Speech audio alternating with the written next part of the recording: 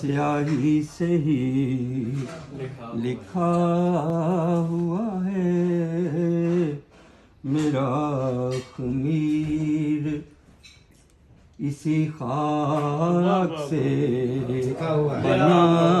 ہوا ہے میرا خمیر، اسی خاک سے بنا ہوا ہے سیاہ بخت۔ اور شعر سنیے کاشف حسین کے ہیں علیہ السلام، حسین کے ہیں طرفدار اور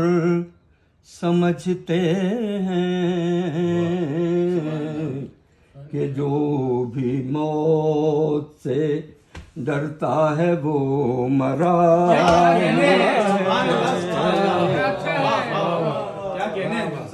حسین کے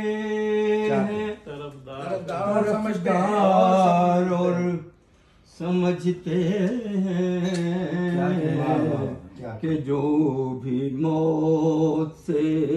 ڈر